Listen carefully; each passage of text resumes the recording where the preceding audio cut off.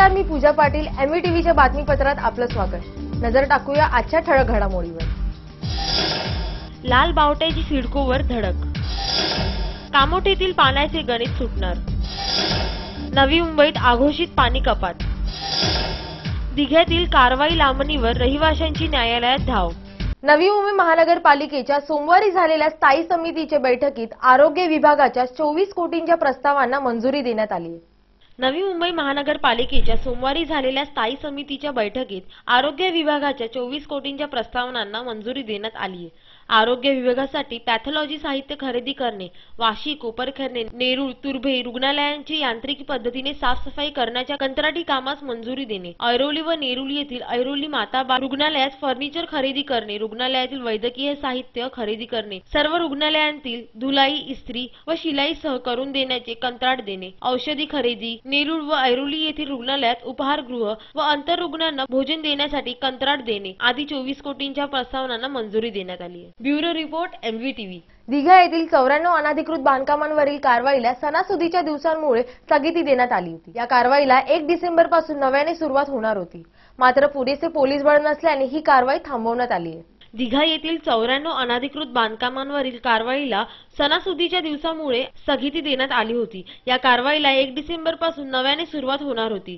मात्र पुरेसा पोलीस बळ नसल्याने ही कारवाई थांबवण्यात आली आहे. गणपतीपाडा येथील अंबिका इमारतीवर हातोडा पडणार होता. मात्र या इमारतीमधील रहिवाशांनी न्यायालयात धाव घेतल्याने ही कारवाई तुर्तास थांबवण्यात आली आहे. MIDCच्या भूखंडावरील 90 व सिडकोच्या भूखंडावरील 4 बेकायदा इमारतींवर कारवाई करण्याचे आदेश उच्च न्यायालयाने दिले आहेत. यानुसार MIDCने आतापर्यंत केरू प्लाझा, पार्वती, शिवराम या 3 निवासी इमारती जमीनदोस्त केल्या आहेत. 1 डिसेंबर पासून या कारवाईला पुन्हा सुरुवात होणार होती. मात्र ऐरोलीमध्ये सुरू असलेल्या सिडकोच्या कारवाईसाठी पोलीस बंदोबस्त वाढवण्यात आल्याने MIDC कडून ही कारवाई थांबवण्यात आली आहे.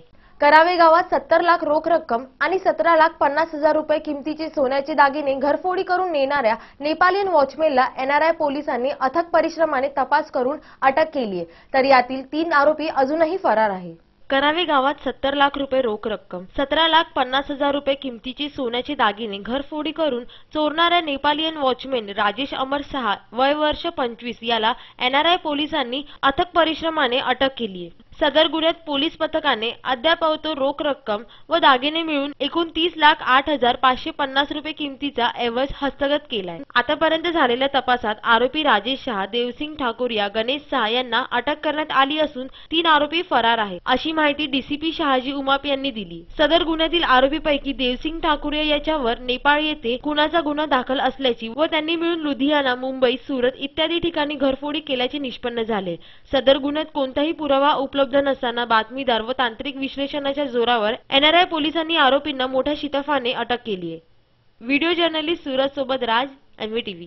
गेली कित्येक महिने सुरू असलेल्या कामोठे वासियांच्या पाणी प्रश्नांवर अखेर तोडगा निघालाय.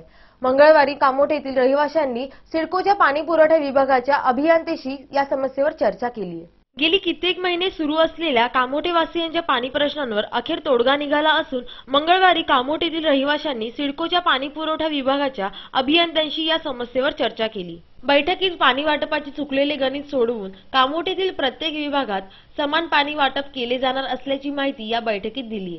यावेळी पाण्याची ही गंभीर समस्या सोडवण्यासाठी काय उपाययोजना करता येतील याबाबत सिडकोच्या पाणी पुरवठा विभागाच्या अभियंत्यांनी कामोठेवासियांसह सकारात्मक चर्चा केली.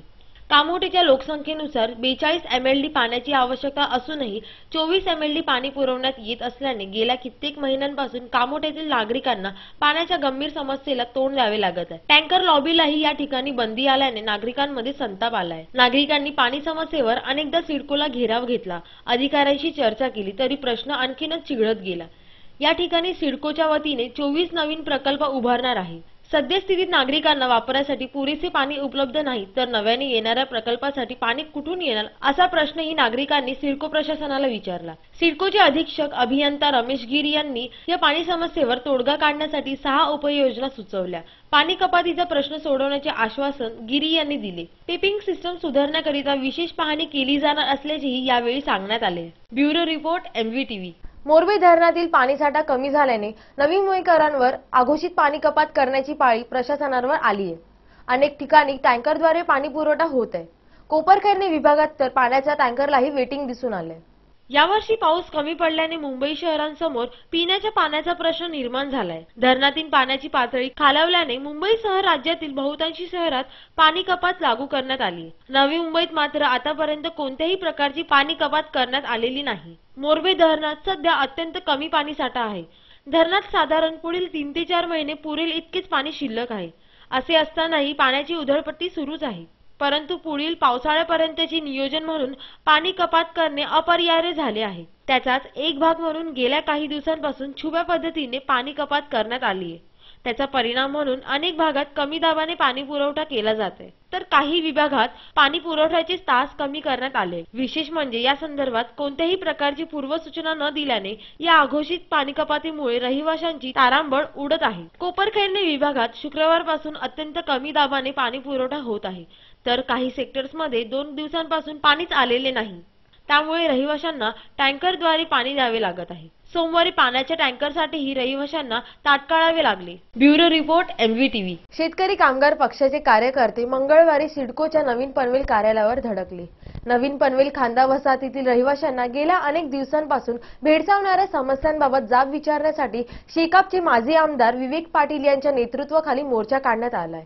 सिडकोच्या जीर्ण झालेल्या इमारतींचे पुनर्वसन धोरण, अपुरा पाणी पुरवठा, सार्वजनिक स्वच्छता, अंतर्गत रस्ते व ड्रेनेज लाईन, सार्वजनिक शौचालय, समाज मंदिर, ज्येष्ठ नागरिकांसाठी विरंगुळा केंद्र, फेरीवाले हॉकर झोन करिता जागा व लीज वाढवणे, खांदा वसाहतीतील रेल्वे स्थानकात जाण्याकरिता सायन पनवेल महामार्गावर ओव्हरब्रिज बांधणे, खांदा कॉलनी शिवाजी चौकात सिग्नल बसवणे आदी मागण्यांचा समावेश आहे. यावेळी शेकापचे पनवेल शहर चिटणीस नगरसेवक प्रीतम म्हात्रे, विरोधी पक्षनेते संदीप पाटील, नगरसेविका अनुराधा ठोकळ, नगरसेवक गणेश कडू यांची शिष्टमंडळ आणि सिडको अधिकारी यांच्यामध्ये बैठक झाली. सिडकोचे अधीक्षक अभियंता व पनवेल प्रशासक सुधाकर विसाळे आणि पाणी पुरवठा विभागाचे अधीक्षक अभियंता रमेश गिरी यांनी शेकाप पक्षाच्या सर्व मागण्यांबाबत सकारात्मक कार्यवाही करण्याचे आश्वासन दिले. या मोर्चाला शेकाप जिल्हा चिटणीस बाळाराम पाटील, JM म्हात्रे, काशीनाथ पाटील आदींसह शेकाप कार्यकर्ते उपस्थित होते. सिडको सोबत झालेल्या चर्चेदरम्यान सिडकोने सर्वच मागण्या मान्य केल्या आहेत. बैठकीत सकारात्मक चर्चा झाली असून